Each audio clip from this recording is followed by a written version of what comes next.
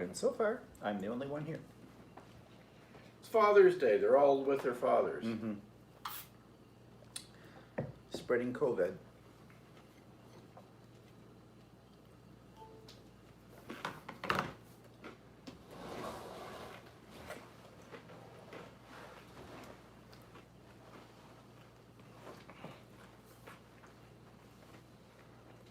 Well, somebody else has joined.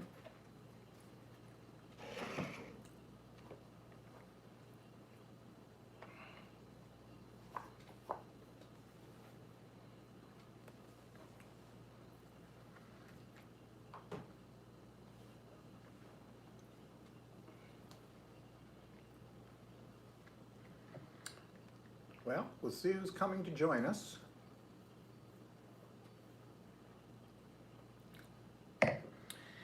Oh, there's 7 now. So, who's out there? Say hello. Let us know you're breathing.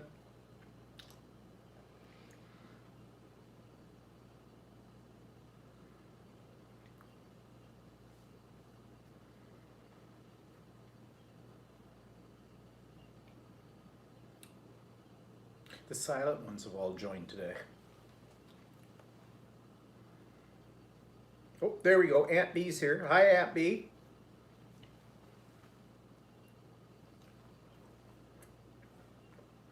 And Anita's here. Hi, Anita. And Christine's here. Hi, Christine.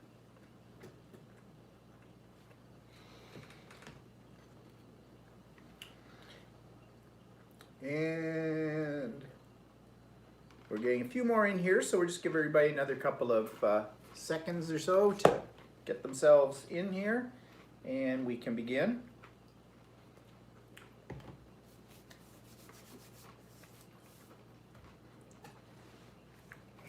So we have exciting news today, which we'll come to in a moment. Ann's here. Hi, Ann. Oh, Anita says they're having a rainstorm. We wish we were having one because it's always been as hot and sunny. I'm not going to complain about it. We don't get that often. So might as well get it when we can. And our grass is turning brown. Pave it. And got a few more people have joined in. So I guess we'll probably just get going here as people join us. I mean, I know today is Father's Day. I don't know if it's Father's Day everywhere in the world today. But here in North America, in Canada, it is. But we neither have fathers, so we don't bother with it anymore. Thanks, Christine. That is, I'll be talking about that in a minute. It's my latest creation. And so, what's been happening? Well, let's start with who I always start with, my mother. Yeah, well, our government, the Ontario government, they've been opening up our province for the most part, except for Toronto. We have now entered into what they want to call phase 2. Yeah, we're now, last week we were still considered part of Toronto, but now we're not considered part of Toronto, so our area is beginning to open up. So they put in these regulations, though, for visiting at nursing homes. And they're pretty strict. Of course, our government didn't do a very good job of protecting the people that are in those nursing homes, and so now they're trying to make up for it. It's a little bit of too little too late. But one of the restrictions, if you want to go and visit somebody in the nursing home, i.e. if I want to go in and visit my mother, I have to get a COVID test 2 weeks before. And within 2 weeks. Within 2 weeks of the visitation, and I have to bring proof that I'm negative. Also, you have to bring your own face masks. You have to, of course, practice. Actually, they said medical grade face masks, so that you can't like just bring your cotton. You can't just bring your cotton ones that you've been making. You know, they want those whatever those things are, N95s or whatever. No. Well, I don't know if they want N95s or if they want the blue ones. I don't. Oh. It wasn't really specified. Well, anyways, they want ones that are better than just your homemade one. You don't go into the nursing home.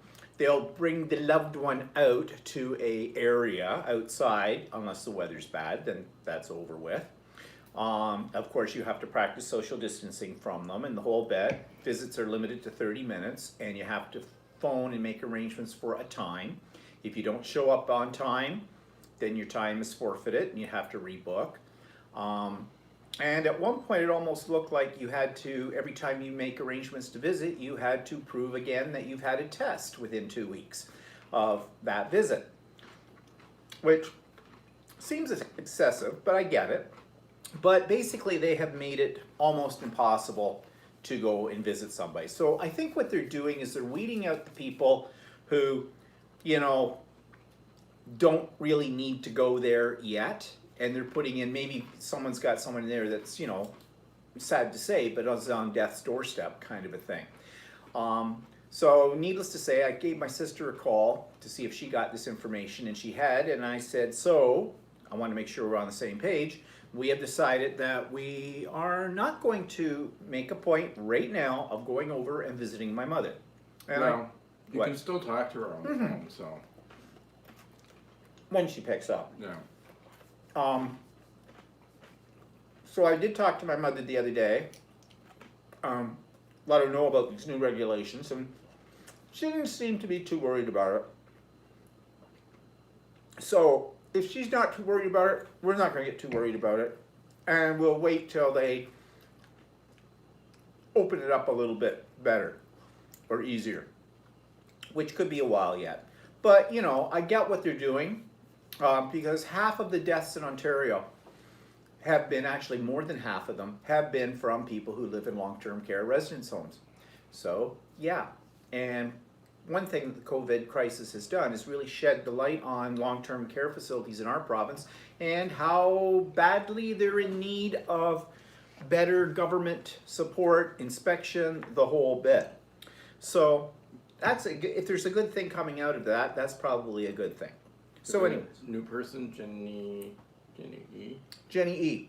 No, Jenny's not new. She's usually here, Yeah. but she's Andy's sister. Yeah. Hi, Jenny. Well, She says, I'm congratulations. technically charged, but I figured out how to participate. Yay! And just when you thought it was safe to go into the water, I'm going to throw a new wrinkle into this today. But that's coming up. Did I miss anybody else that's come on here while I was talking? No, I think I've said hello to everybody. Now, so anyways, my mom is fine, and that's the situation on visiting. What else? Mel's here. Oh, Mel's here. Hi, Mel. So, anybody doing anything exciting during your the COVID thing? I suppose a lot of people in their areas, things have opened up again, and scary business though, isn't it? Because at least from what I've been hearing, in the States, some of the places that opened up real soon, like in Florida and that, their cases are on the rise again. And it's probably part of the second wave, but I've always said, if you open up too soon, this is what's going to happen. However, I guess they're having a real problem right today in Toronto. It's a hot day. Oh yeah, and the one beach. of the big beaches in Toronto are supposedly packed and nobody's social distancing. So Stupid people. I mean, we've said it before. I know everybody's tired of being shut up and the whole bit, but look what's happening. Cases are on the rise again. So, you know, what are you going to do? Anita says, yes, everything is open here in Ohio and cases are rising. You have 9 cases in hospice facility. And Christine says, that's what I say, also open too soon and it will get worse than before. Yeah, it will. It's predictable. So, you know, I guess the thing is, you can tell people this until you're blue in the face, and if they don't want to pay attention to it, I they guess won't. you know, problem. I said last time too. The problem is if you'd happened not to know anybody that had gotten sick, then then a lot of people think, well, it's not as bad as you think. Yeah, and there's still the conspiracy theory people around, like, oh, it's not real. Yeah, it's real. So, I hope everybody's Mel coping said, good. Everything's open up in her area, but there were only 9 cases last week. Well, that's pretty good. But again, you're a smaller country, and I don't know. Well, actually, in our area in Oshawa, I checked, there's only been about 4 cases each day. So, Actually, not in Oshawa, in Durham region, which Oshawa's only part of it. you know, Christine says if the stupid go out without a mask and distance, then they will get it. Yep. We've said, like, fine, go out and purposely put yourself in harm's way in the whole bit, but don't start whining back to us and we'll charge you in our hospitals then to get care. We don't, but maybe we should. Especially the anti-vaxxers out there talking about when a vaccine comes, well, no, we don't need that, don't get a vaccine. Well, you keep that in mind. If you get sick and you have to go to a hospital, then I think we should charge them for the hospital in that case, because, you know, you're saying this stupid things. Unless there's a reason why you can't get the vaccine, you know, like Aunt B says, I'm in South Carolina and everyone is acting like it's all back to normal and we get called liberal nutters. Exactly, Christine says. Yep, it's not back to normal, unfortunately. So anyways, let's move on to something else. Let's talk about the continuing saga of my sewing machine. It's still not done yet. We were in the store the other day because we're picking up some fabric, and so we made an appointment and everything because that's how they do it now. And while I was in there, they had my machine laid out in the classroom setting, and the owner of the store had been playing on it. But she said there was this noise. I says, the noise of doom. And she says, yeah. So she starts it up and she says it sews for a little bit. She sews nicely and everything. The stitches are really nice and everything. And then she says, she makes, there it is. And she heard there was the noise. And I says, yep. And she says, I turn it off at that point. Yeah, because I says, that's when it pulls its guts out all over the place. I said, yep, that's the noise. Well, she thinks it's just another type of little minor adjustment that Roy the technician can do to it. And as we were talking, Roy came in. And I'm sure Roy wants to see the tail end of me.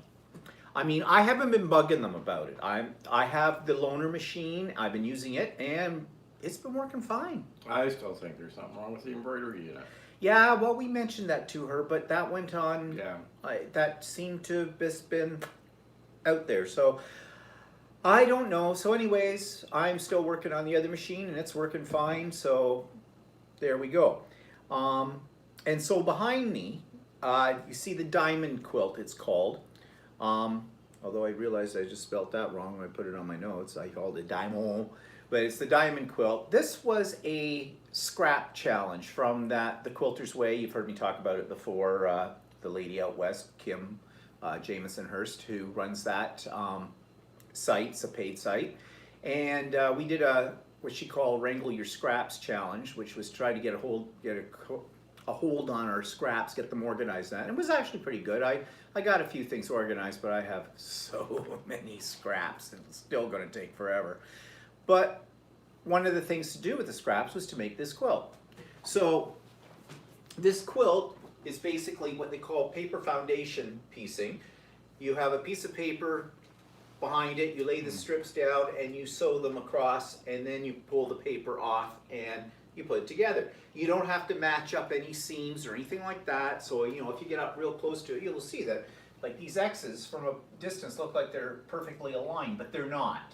And that's the type of thing. It's what they call a scrappy quilt. And it's a very small one, as you can see. So tomorrow I'm going to quilt it. And I think, I've been debating whether or not I would use the embroidery machine to quilt this one because it's fairly simple, or I do free motion on it. I think I'm just going to fall back on my usual wavy walkie foot kind of thing because I want this one done and out of the way.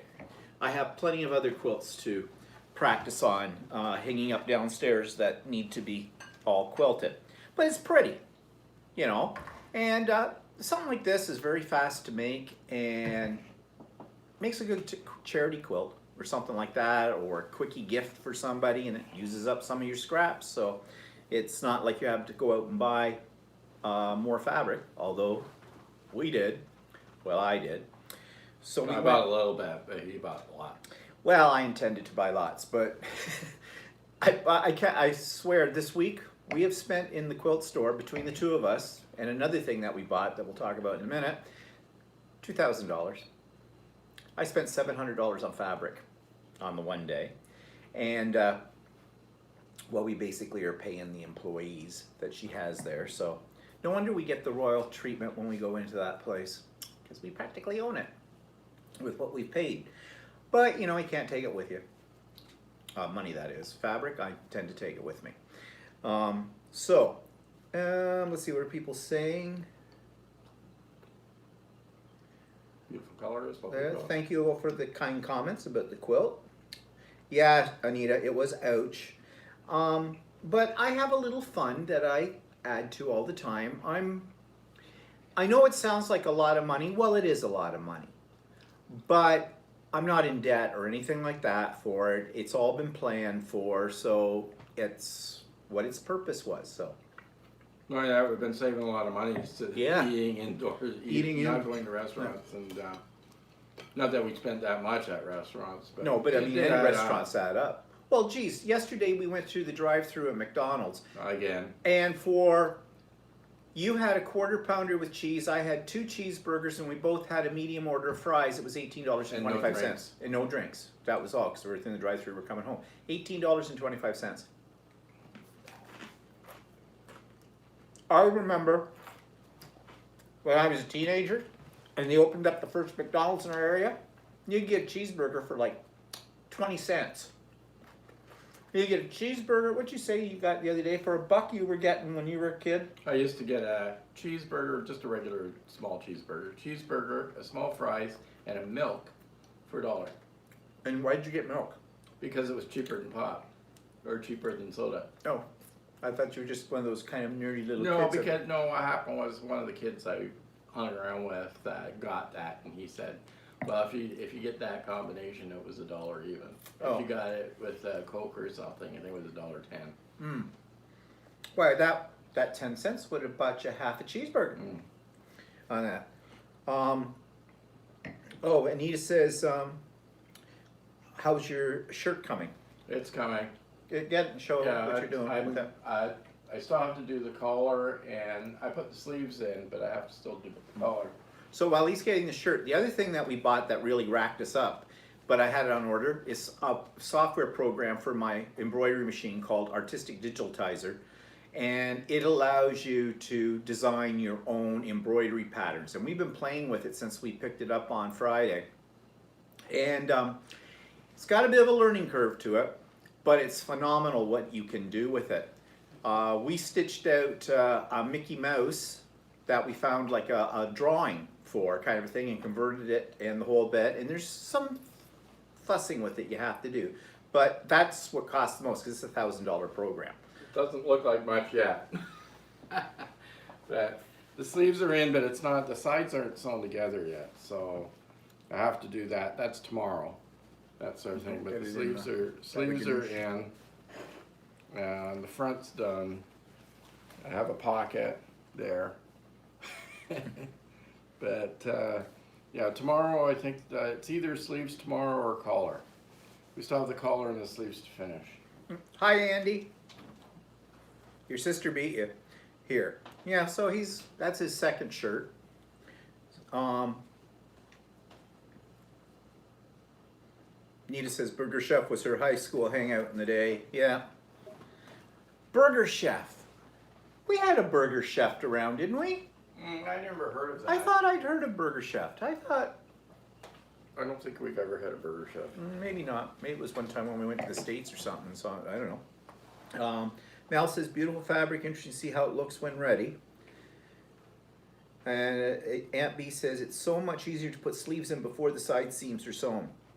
Is that what you do? Yeah, you put the sleeves in, and then you do the side seams and the sleeve seam at the same time.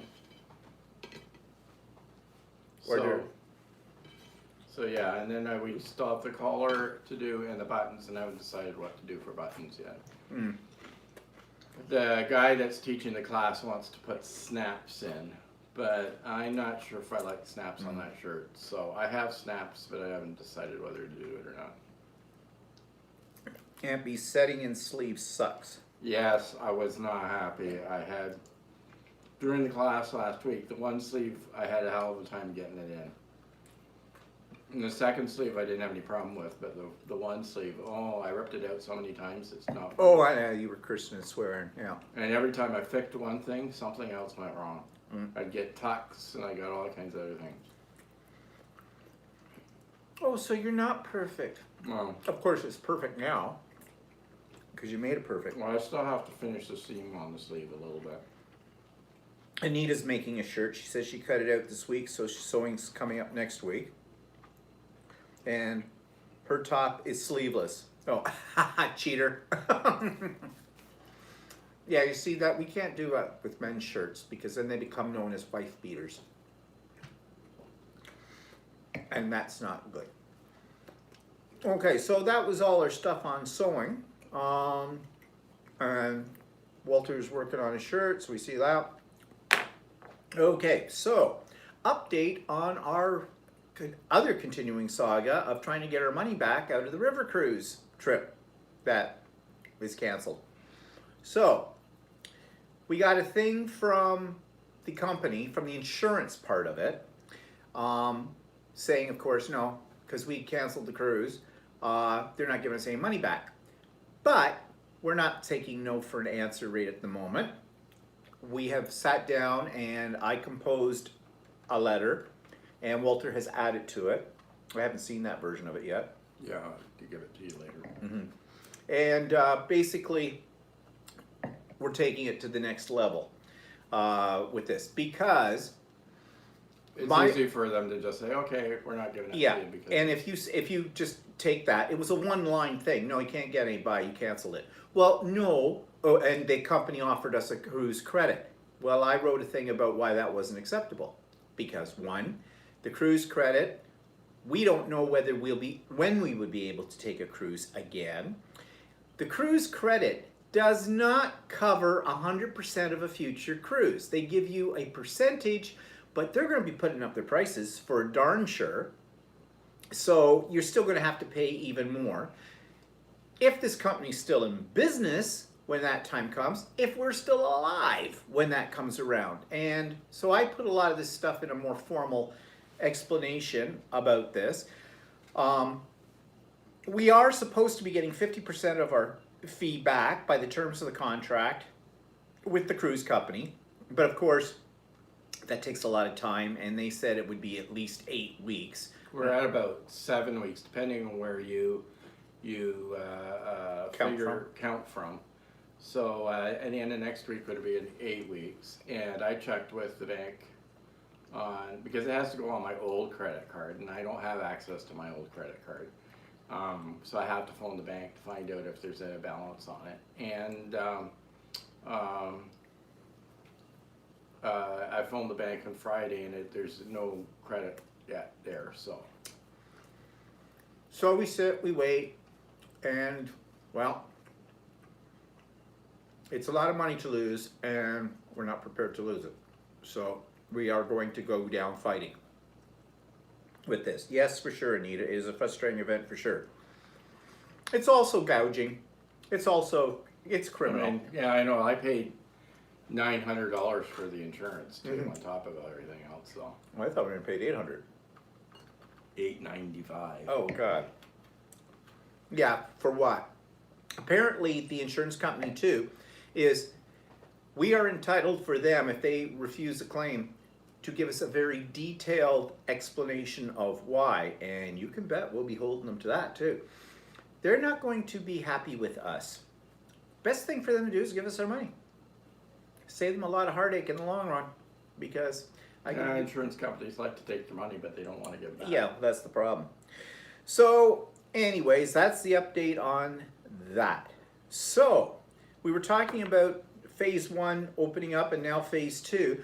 Well, part of phase 2 is hair salons can open up. So, our hairdresser gave us a call the other day to book us, and of course, they're doing things like she works in a salon with several other ladies that work there too. So now they have to, because the salon's not big enough, they have, for the social distancing, they have to take shifts. They have to decide what days of the week they'll be working, each one of them, and their hours and stuff like that. And then they have to do it by appointment only. And when you get there, you can't walk in. You have to text them or phone them and say, I'm here. And then they'll let you in and there'll be hand sanitizer. You got to wear your mask as well. And I don't know, and they're doing a cleaning, thorough disinfecting and everything after every customer and the whole bit. So it's a big, big job for them.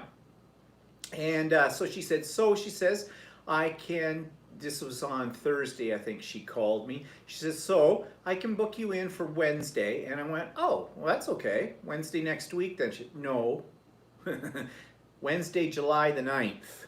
So it's a couple of weeks yet. Walter's got one for the day before it. We can't come in together again because it has to be, you know, all the social distancing and stuff, which I get, that's fine. I can live for another couple of weeks. I mean, my shaggy dog do here. I did say to her though, I hope you're prepared for my new look. I didn't mention that I had grown a beard with it, but I said, put it this way, my hair, I had to get out my hair dryer for my hair, and I haven't used my hair dryer in over 25 years or more. So she says, ooh, kind of gone back to the 70s look, and I said, oh yeah, sort of. So anyways, I'll be happy to get it cut, but I am a little worried though about it too, because, you know, places like that, even with the precautions they're taking, you know, you just don't know with it. But I guess it comes down to, do I want to look good when I die? Yeah, so get my hair cut. And then, yeah, boy, you need it too. Yeah, I know. You know, the little bit you've It's got. the longest I've had it in years. Yeah. But I do know that some people we know have already gotten their hair cut. Their places opened up a little sooner, or however they do their reservations or whatever with it. So I don't know how that, and I guess there have been some people, they've been lining up at places without an appointment. Not so much in our area, but I know in, there was something on the news about it in Ottawa. They showed all this, like people were waiting 2 hours in a line to get their hair cut at one place. And there was even somebody in the lineup that was 100 years old and waited 2 hours to get, I don't know if it was a man or a woman. I think it was a man to get his hair cut. Boy, that's pretty good. At 100 years old, you're standing in line. Now, my mother got her hair done at the nursing home. There's a lady that works there in the house cleaning department, and I guess she used to be a hairdresser. So she's gone around and she's been cutting, and my mother says she got a cut and a set. And she said she thought it was actually pretty good. So I said, well, that's good. That's great. So anyways, looking forward to getting my hair cut. Oh, what's neat to say? When the library opens here on Monday, the staff counter is all plexiglassed in. When you return books, they can only be dropped off in a drop box, and the books can't be put back out for 3 days.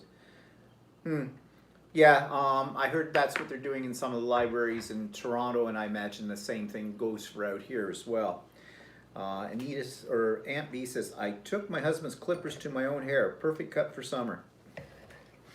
Yeah, you know, I mean, not that women's hair is easier to cut, but I think for some reason women have more of an ability to do things with their own hair. Whereas men, you know, we're at the whim of whoever cuts their hair. Unless, of course, you just shave it all off. And then you don't have to worry about anything.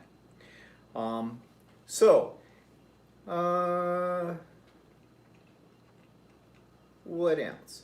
I have this little note here, and I'm trying to think. I think I talked about this on my vlog last week already. But, yeah, I did, because it was my rant. I'm talking about people who are very helpful in the comments. Now, I'm not talking about anybody on this channel. But on my main channel, on my vlog, I also have a lot of my, you know, like, well, the Idiot Quilter's on there, and I have all kinds of art ones that I did. When I first started my YouTube channel up, that's all I did. I just did, you know, mixed media kind of things and videotaped them, and that was before I even started doing a vlog, and long before we ever started doing this. And recently I've had a lot of new subscribers, which is great. I'm glad. I don't know why, but I'm not complaining about it. But I had some subscribers, and I think they're being very helpful, but they're watching some of my really older videos. The ones that before, when I was experimenting with what I could do with the equipment that I had at the time, and I still don't have an elaborate equipment for making videos as compared to what some content creators have. But they make these comments. For example, this one person said, "Oh, I really love the content of that video, but your camera kept going in and out of focus and it was giving me a headache." So I don't usually reply to the comments in the comment section of my video. Unless somebody asks me a question directly, usually I don't make any other comments. But I don't comment on other people's videos either. So I did feel compelled to, on this one, I says, well, I said, I'm glad you enjoyed the content, but if you looked at the date on that one, that video was made 4 years ago. At the time, I had just started making videos and really didn't know what I was doing, and I have, since then, I have figured out how to take off autofocus on the camera, so that shouldn't be a problem. But you want to know something? If any of my videos ever give you a headache, there's a simple solution. Stop watching it and turn it off. And then she made another comment further on that was similar, and I thought, you know, I was just in a mood, so I blocked the person. So that person You just get too uptight about people. No, I just figure some people have, I don't care if it's giving you a shooting headache, not my problem. I'm sure lots of things give people headaches. But there's a simple solution. I mean, if that's all you can think about to say about a video, then say nothing.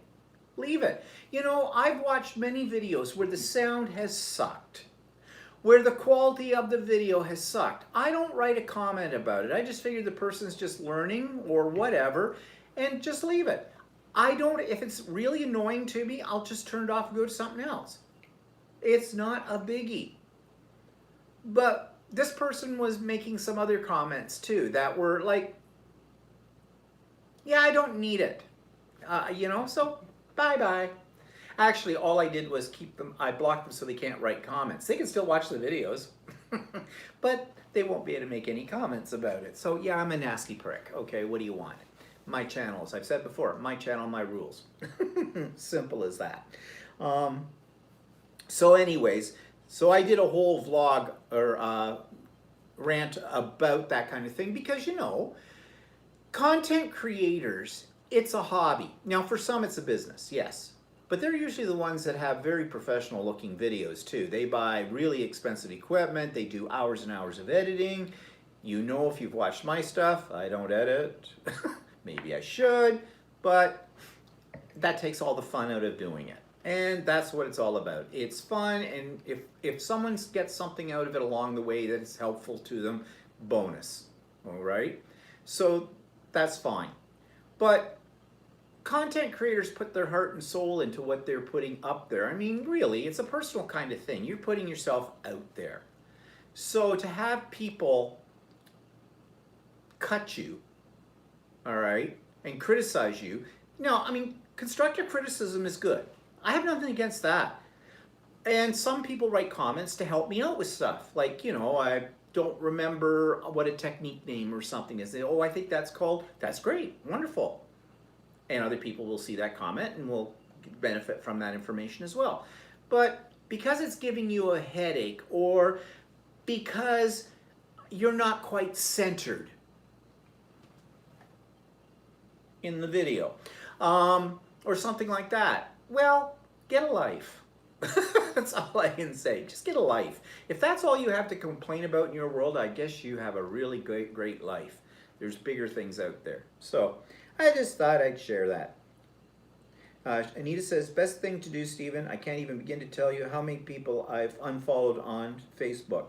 Oh yeah, well, you see all that kind of stuff all the time. Because yeah, like lately, I said I started getting a bunch of friend requests at one point on Facebook, and they were sort of like friends of friends. They weren't really people that I knew that much, right? And then all of a sudden I realized a couple of them were real estate agents, and they were trying to get me. Oh yeah. And I thought, screw that, so I got rid of them. Yep. those kind. That's well, you see a lot of people feel that they're anonymous when they go on these things, so it makes them, and they can't see you. Yeah, So like it's easy to put a nasty comment down on a YouTube creation, but would you actually? Well, if you knew the person live, would you actually walk up to them and say the same thing to their face? yeah. So Aunt B, I'm a little confused about your comment here. Not anymore, as so many people that watch me on a regular basis are asking for more sewing videos. I didn't know you had a YouTube channel, Aunt B. I'll have to look for it.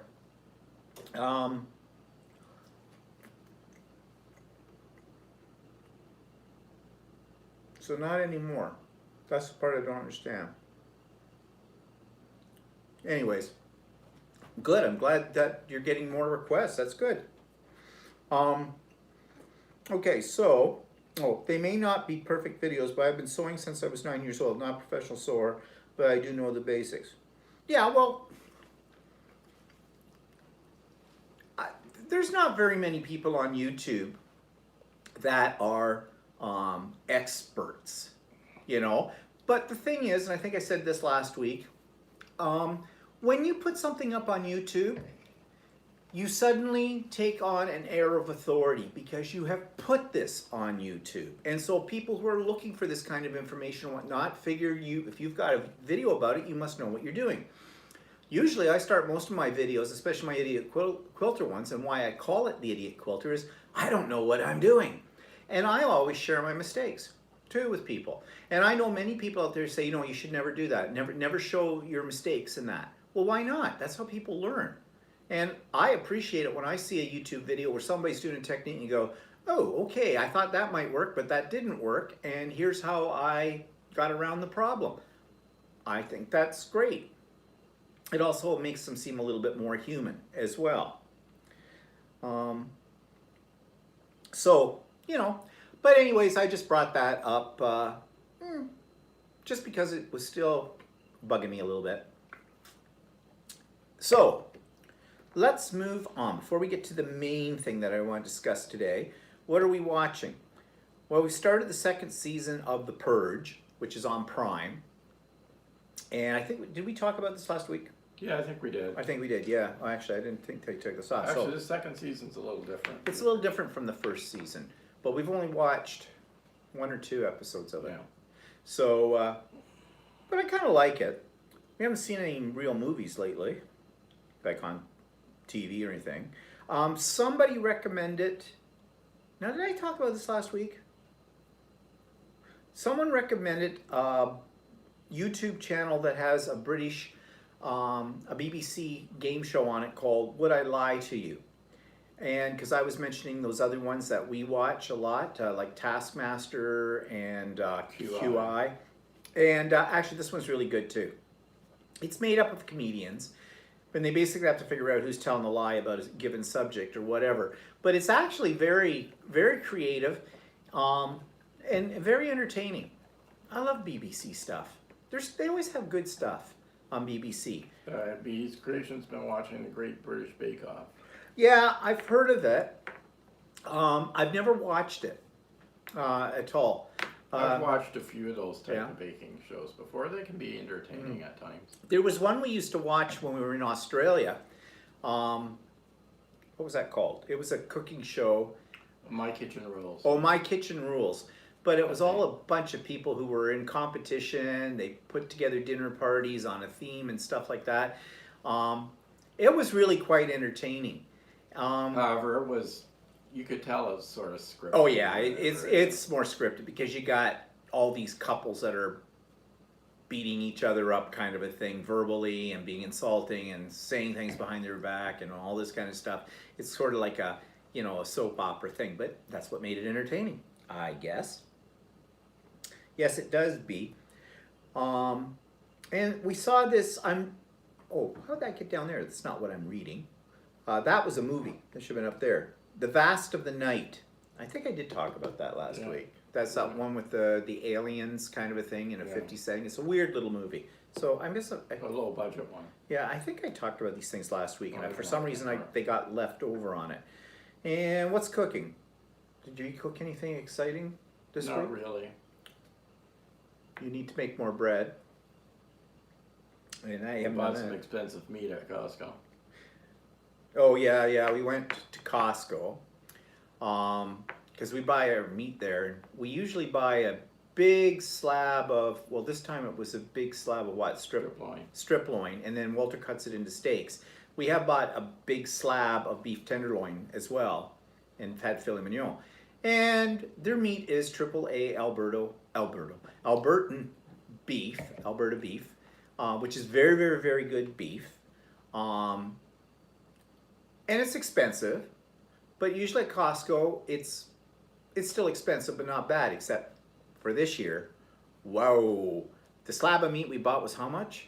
$250. $250, but we got a fair amount out of that. How many steaks did you get I out of don't know, that? I have to count. I was cutting them really thick, so we got about 25 steaks out of it. So that's pretty good. And they're cut about almost 1.5 inches thick, so. And usually one steak, we only cook one of those at a time for the two of us, like not one each. So we get a fair amount out of it. But boy, the price of beef has just gone up, the Canadian beef suppliers, and they're blaming it on COVID. And because, Yeah, because that chunk that we bought would normally cost us about $150.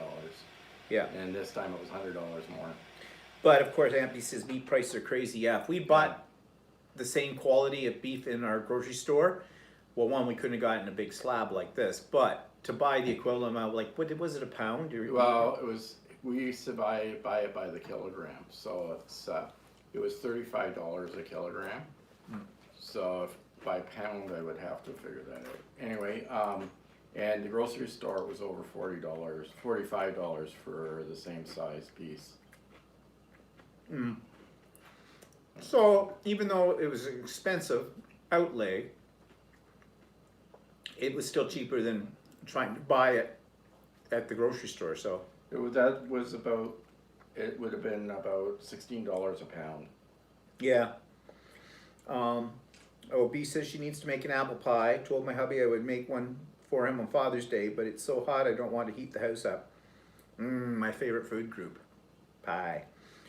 Oh, Mel says I watched an old movie from Netflix, The Ninth Gate. I've seen it decades ago, but it was still a good movie. Did we ever see that? Yeah, we Ninth saw Gate? that years ago. I forget what that was about. Yeah, I know. You could probably watch all these old movies. Yeah, now. probably watch them again. I don't ever, after I've watched a movie, the next day I couldn't tell you what it was about. I forget it. We watched that one the other day. I forget what the name of it now was. About that guy bringing his family back from the dead. Oh, yeah, what was that called? That had Keanu Reeves in it. Shoot. That wasn't a bad movie. Yeah. It was a little different. Not an award winner, but shoot, what was that called? I can't remember now. Right. Yeah, see, that's what I mean. Just goes right out of my head. Anita says, I feel sorry for families with kids to feed. Well, Anita, there's a simple solution for that. Eat the kids. It's barbecue season. Just throw them all and lather them up with a little bit of barbecue sauce. Feeds 4. Everybody gets a drumstick. So, per kid. Yeah, you can't find it? I can't even find it on Keanu Reeves movies thing. Yeah. Oh, Replica. Replica. Yeah, that was it. It's an amusing little time waster. Okay, so main event today. May have saw the title of this called Let's Go Zooming. Well, I have a Zoom subscription now. I got it yesterday. Reason I did was, you've heard me talk about my art journal group, my ladies, and before all COVID happened, we would get together at our local craft store, and I would run a class on a Sunday afternoon, the first Sunday of every month, at 1 o'clock till 3 o'clock, and we'd work on our projects. Well, I've been doing this now for about 3 years or so, and it's the same ladies all the time, and so we've kind of gotten into, like, we're kind of friendly group. And one of the ladies the other day sent an email out to us saying, you know, we should try a Zoom meeting. Well, I've had experience with Zoom because that's how I do the Quilter's Way and some other things. And Walter's been doing Zoom for his shirt making class and all that kind of stuff. And I said, sure, that's a great idea. I said, well, when do we want to do it? Well, she was suggested today. Of course, we both kind of forgot that today was Father's Day. But I sent an email out to the other people in the group and said, you know, we'd like to try a Zoom meeting. Well, then Joanne sent me a message saying, well, yeah, but she couldn't host a Zoom meeting. See, she has the free version of it. She doesn't have the host thing. And I have the free one too. So the free one will let you host, I think, but you can only do 40 minutes or something like that. And it's limited to the number of people you can have and all this kind of stuff, of course. So I have been thinking about getting Zoom as a subscription for a while. So I decided, yeah, I'm going to get it. It's $20 a month Canadian, $22.40 with tax. And, you know, you can cancel it anytime you want to, basically, for it. And I thought, well, shoot, why not give it a try? Because I had some other ideas in my head. So this afternoon at 1 o'clock, we did our first Zoom meeting, and it worked out pretty good. Most of the ladies, it's not a big group, it's only 8 of us. Most of the ladies were able to get on for that time, and we talked about what our future sessions would look like and what we would do, how we can use the technology for something different, like guest speakers or something like that. We can find it. And plus, if they've got friends that might be interested in joining us, they can, because we were limited in our space where we can meet. We can only handle about 8 people physically in the space that we were meeting in. So this opens that up. And it ran pretty well. And the other thing was too, you can record as you're doing it. So I can send this out or send a link to the other people that couldn't make the meeting, and they can catch up on what we talked about. And I think it's going to work out pretty good. So we're going to do it on a more regular basis. But this got me thinking. So people, here's my idea. We would like to do a Stephen and Walter live and in person, more in person than we are now, on Zoom. And we'd like to have you join us. We'd like to see you. Because for the last few years, for all those that have been faithful to us and regulars, we've never seen you. That would assume everybody has a camera. Well, yeah, I would assume everybody has a camera. And even if you don't have a camera, you probably have a microphone in your computer, so you could chat too. But we want to give this a go. We want to try it. It costs you nothing, okay? You don't even have to have Zoom on. No, you don't even have to have software on your computer to run this. It runs all through the web. What happens is, I send out you an invitation that tells you the time and the date of when the Zoom meeting will go live, and it also gives you a link. And that link takes you to a website, and that's all there is to it. Now, the one thing that I need from you, though, is if you are interested in doing this, I am proposing that we do it next Saturday, June the 27th, at 4 p.m. our time, Eastern Standard Time. We're still going to do Stephen and Walter live the next day, but this Zoom meeting we would do on Saturday. Now, it's going to be a totally off-the-cuff meet and greet and chat, because new dynamics here. We'll have the visuals this time. And we want to see how that will work out. So if you're interested in being part of that Zoom meeting, then what I need you to do is to send me an email saying so, and give me your email address, or whatever email address I need to contact you at, because that's where I will send the invitation that has the link for it, and the time and everything, and the date. Now, how do you send it to me as an email? In the show notes below today, I put it in before I put this on live, you will find my email address. It's there, so all you need to do is send it to my email address, and bang. What I'm going to do is I'm going to create a group from this on my email client, and I'll send out the email to everybody at the same time. And so everybody will get the link. Your email will not be seen by anybody else. I am not going to share your email address with anybody for any purpose whatsoever. I think after all this time, you can pretty much trust me. So don't worry if you're a little squeamish about that, thinking that, you know, I'll give it to somebody else. No, because when I send it out as a group email, it'll be sent out as a blind carbon copy, meaning no one can see anybody else's email addresses. So I am going to protect your privacy and the whole bit with it. It's an experiment. Many people are doing Zooms. I'm sure many of you do Zooming. So you probably know about it without and don't have any problems with it. But it's very easy to use. Yeah, so, actually, it's pretty easy to use. So you can either use it on your computer or you can use it on your cell phone. yeah, you can use it on an iPad, you can use it on your phone, you can use it on your computer. It'll work on any platform. So whatever you're most comfortable with, you can use. It's just like how you go onto a web page when you're on any one of those devices. It's the same thing. You'll get a link, it'll be highlighted, you just click on it, and away it goes. It may come up with your phone and may ask you to have access to your yeah, it may ask you if you want, like you can, if you didn't have a microphone to your computer, you can do it through your phone. However, there are charges involved if you do it on your phone, because it's just like making a phone call when it connects in. Okay, that's if you're using a data plan. Yeah. But I mean, if your phone is attached to Wi-Fi, then you're going. Oh yeah, then you don't have to worry about that. Yeah. To be honest, using your phone as your speaker or as your microphone, like, it's not as good, okay, as having a separate.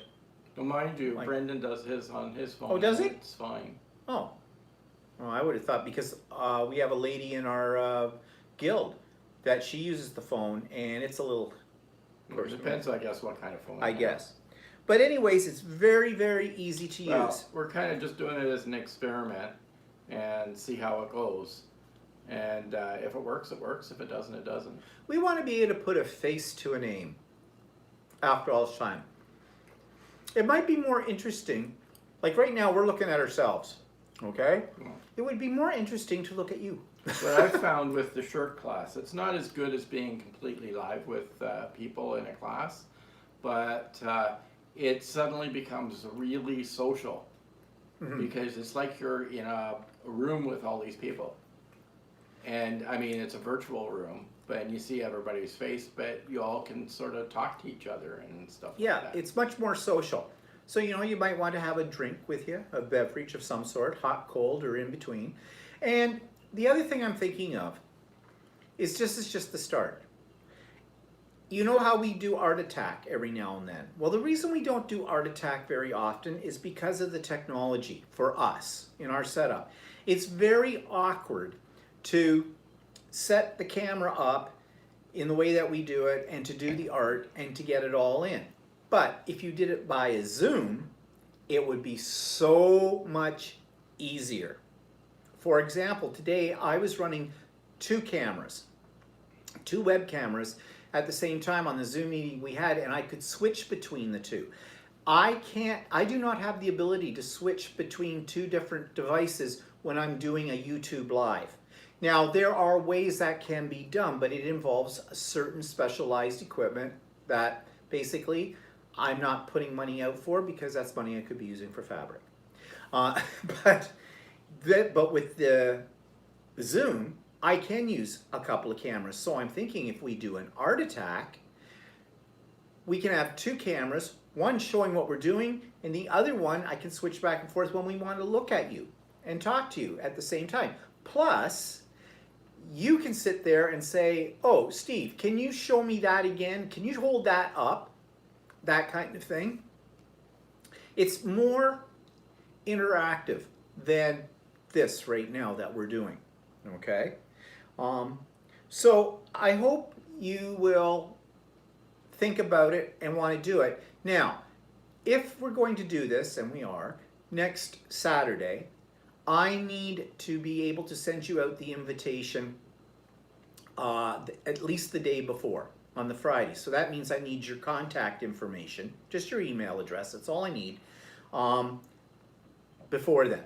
So I can send out to everybody. In fact, put it this way, I will send the invitation out this coming Friday for those of you that send me your email.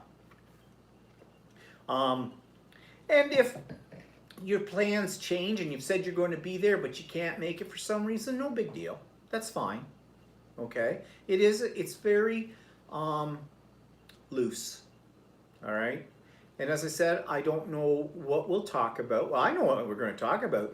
We're going to ask you questions this time. We're going to get to know you.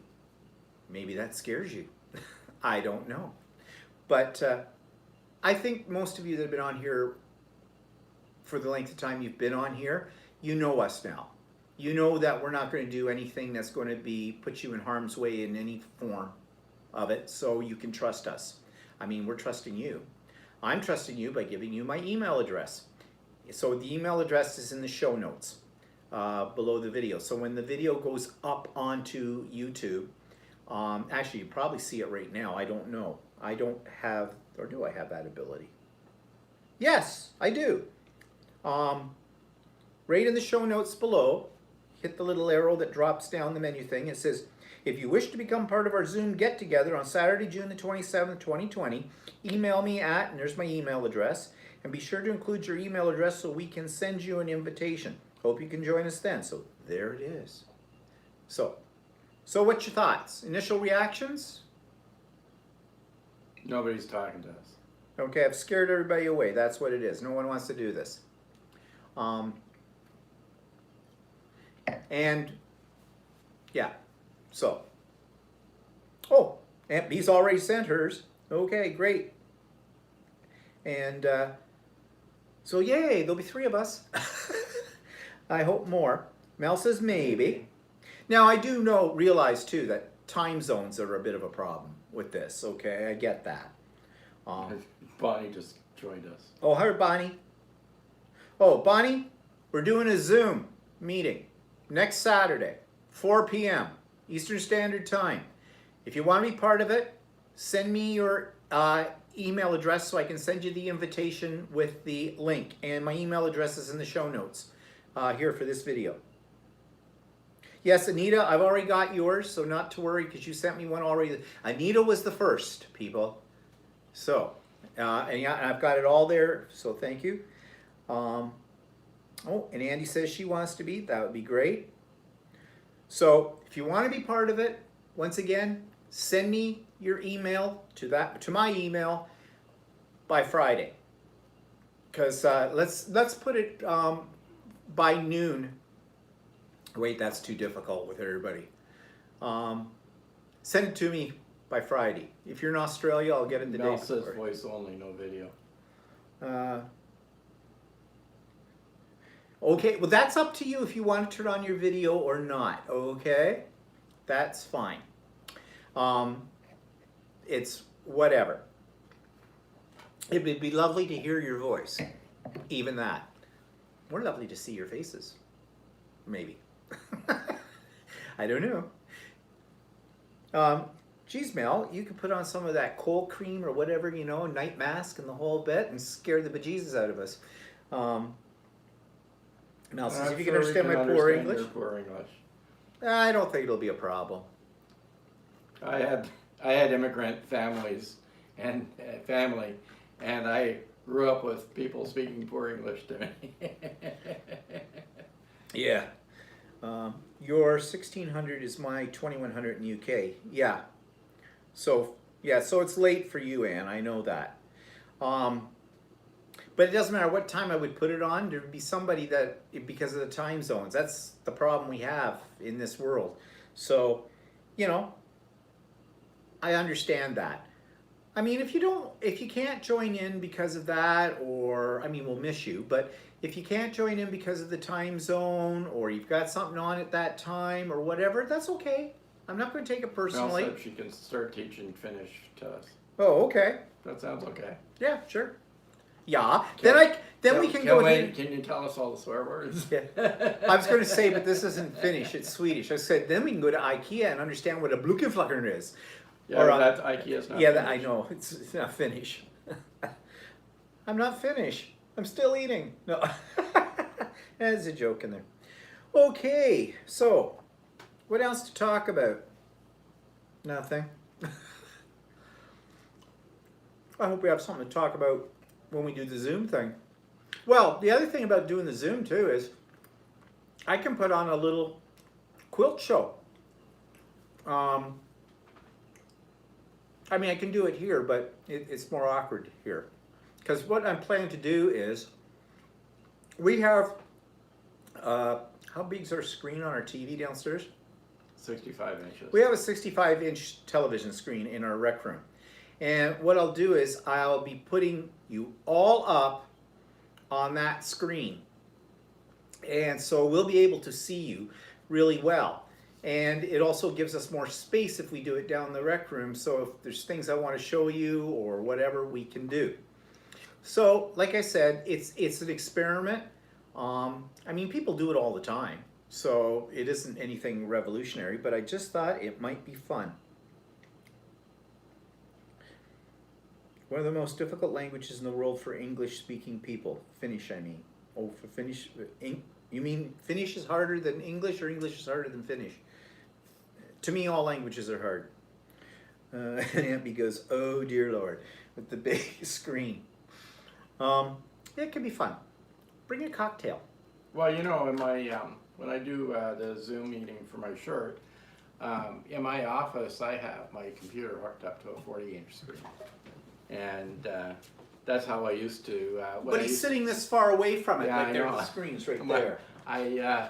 I used to use it for when I was doing when I was working from home when I was at work in my office, and so I could see the type on the screen.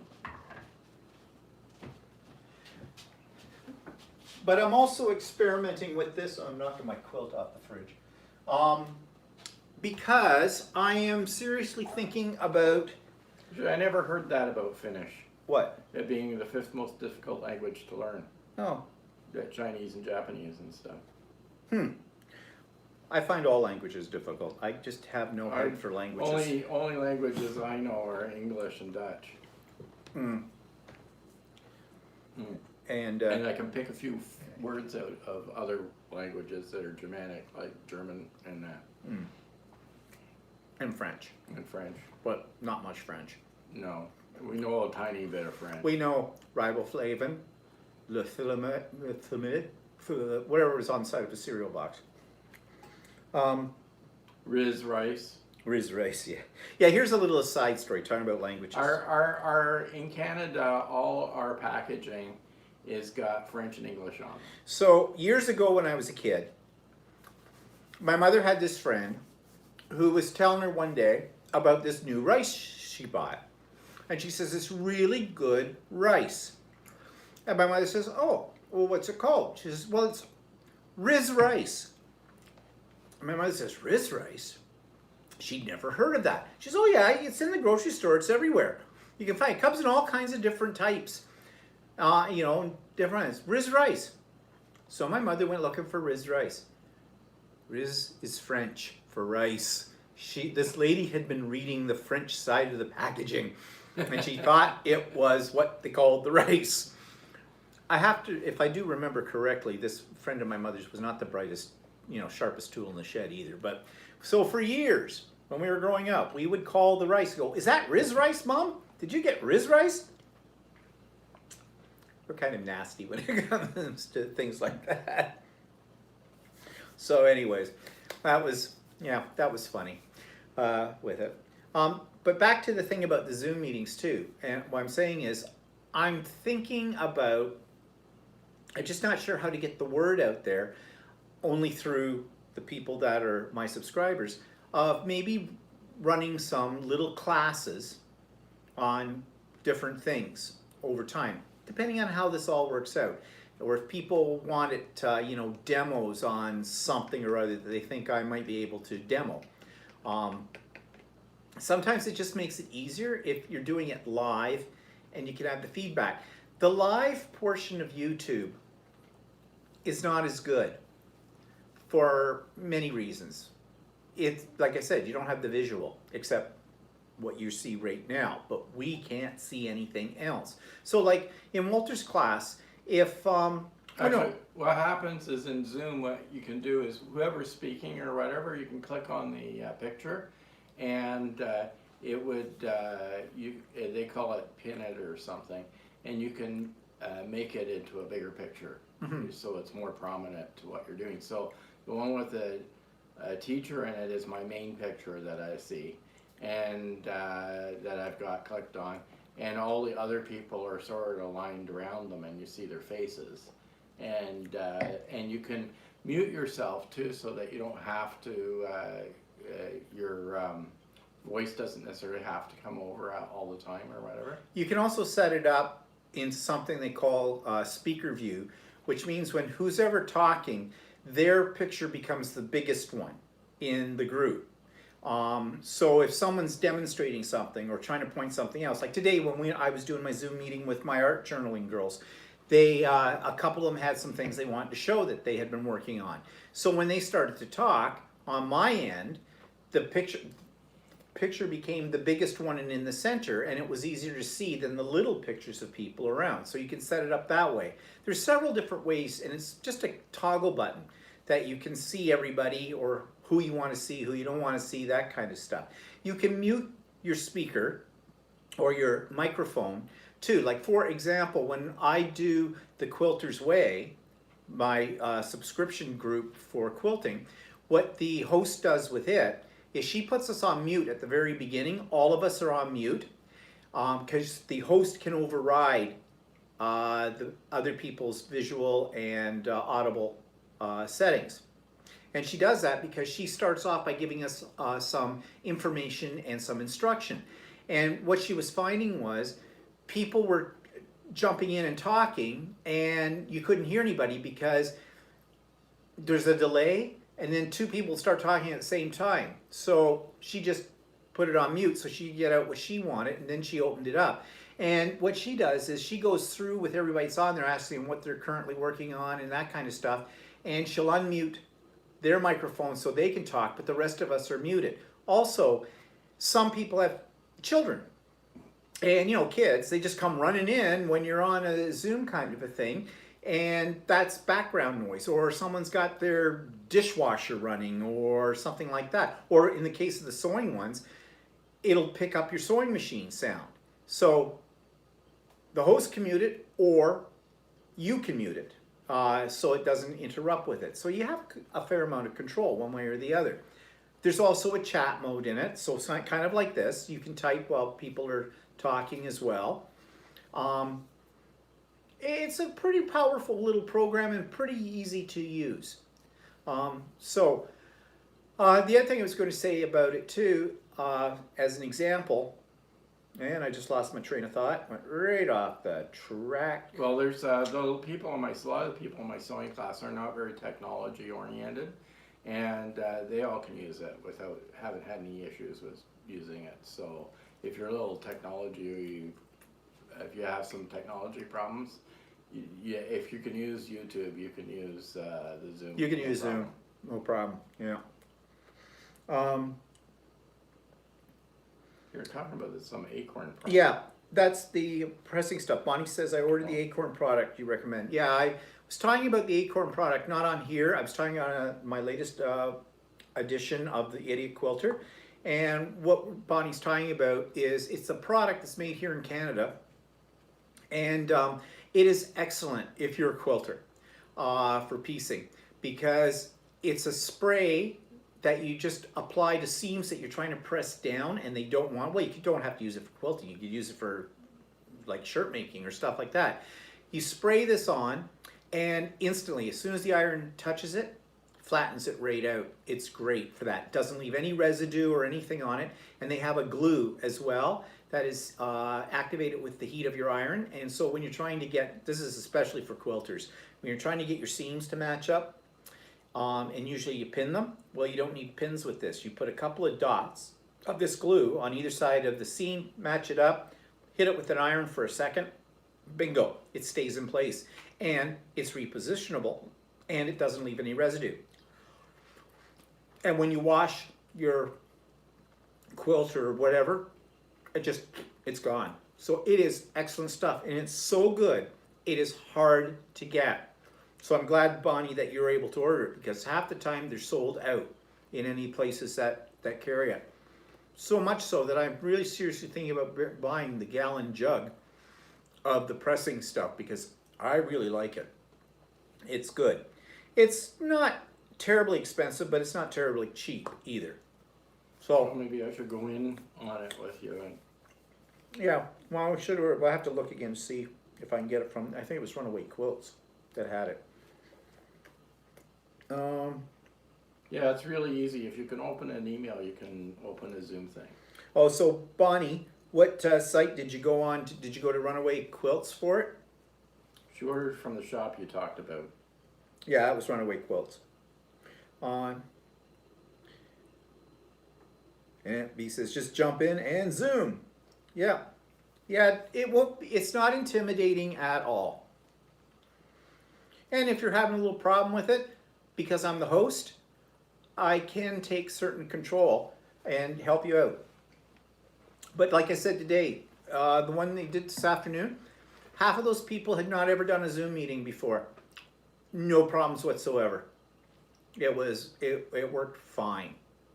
So, not to worry. Yep, Runaway Quilts, that's what I thought, yeah. Hopefully you'll get it faster than I did, and it has nothing to do with Runaway Quilts, it has everything to do with Canada Post. Okay, so, anything else to talk about? That was all I was going to talk about today, because I didn't have any other topics. And we don't really want to talk about COVID, so. No, or or anything that's happening south of our border, because everybody's sick and tired of that. So, okay, well, I think that's great. I won't get it faster as I live in Atlantic Canada. Yeah, well, You never know. You never know. Because we've had this weird problem with the post offices here in Ontario that there's this black hole called Mississauga. Yeah. That seems like packages seem to go there and then never seem to have a hard time getting out of it again. My order for Runaway Quilts, I ordered it on May the 30th. They had shipped it out the next day. It got to Mississauga, which is on the far side of Toronto, and it's one of the biggest postal distribution centers in Canada. It went there June the 6th, and it sat there. I only got it the 1st of this past week. It sat there for 10 days, 11 days. And when you went, I had a tracking number and everything, and I could see it sitting there. And Bonnie says everything stops in Mississauga here. Yeah. Yeah, it does. It's a black hole. I can tell you that. But I did eventually get it. The reason that it took so long, according to Canada Post, was because of all the new restrictions they had to put in place and safeguards for their employees there for COVID, blah, blah, blah, blah, and that they're experiencing volumes greater than what they have at Christmas time because everybody's ordering everything online. Well, okay, yeah, that makes sense. But the other worry we had is our street name is the same as a street name that's in Mississauga. The address is different, the house number is different, the postal code is different, the city is different. Or I don't know Oshawa, how many Mississauga. packages I have had that's gone to Mississauga, and then it says the next day it says out for delivery in Mississauga, and then at the end of the day you see it come say that it's been rerouted to Oshawa. So it's absolutely crazy. Yeah, well, Bonnie says everything of hers goes to the black hole too. Yeah, because it's one of the biggest distribution places. Like our street name is the same as one in Mississauga. It's an unusual street name. Only the numbers are different. Yep. Our numbers go up to around 2000, And in Mississauga, they start at about 6,000 to 8,000. So, goes to show you if you work for the post office in Canada, You know, there's that's not a the- lot of not the brightest qualifications tool for the in job. shed. But I Bonnie, still think that somebody in the Mississauga thing sees the name of the street and says, "Oh, I know where that is," mhm, and drops it in that bucket. yeah. Well, Bonnie, if it takes a little longer than you think, they send you a tracking number for it. It isn't Runaway Quilts problem. It's Canada Post for sure on that one. So I hope you're not waiting. No, you might get it really quick too. Who knows? Because on the other end of the world, I ordered some stuff from Monfil that I've talked about on the Idiot Quilter, and they're in Quebec. And it came by Canada Post, and I got it within 2 days, 3 Yeah, days. It doesn't go to Mississauga. But it doesn't go to It goes to Mississauga. Montreal Yeah. first. So, I don't know. Who knows? But anyways, okay, I think that's it for us today. So I hope all of you, or any of you that are interested, you will send me your email. Link is in the show notes below where to send it. And I hope to see you next Saturday for our little meet and greet. Dana's saying she's still waiting for a letter from Brantford, Ontario, 7 weeks ago. Oh God. Jeez, that takes forever. Hi Dana, I didn't see when you came on. Okay, Bonnie, that might be too much. Oh, okay, you finished the sentence. I have 2 black holes. Mississauga and Dieppe. Okay. All right, this is starting to go off the tracks here Yeah, now. Canada Postage and Storage. Yep, that's for sure. Okay, so we're going to say goodbye because I'm sure some of you are probably doing things for Father's Day, but we're not. And I hope we'll see you on Saturday, 4 p.m. Eastern Standard Time for the Zoom. And if not, we hope to see you on Sunday, next Sunday for our usual live. Which maybe all talked out by then, but who knows? Yeah, who knows? So have a good one, people. Yeah. And we'll see you next week. Bye-bye. Bye-bye.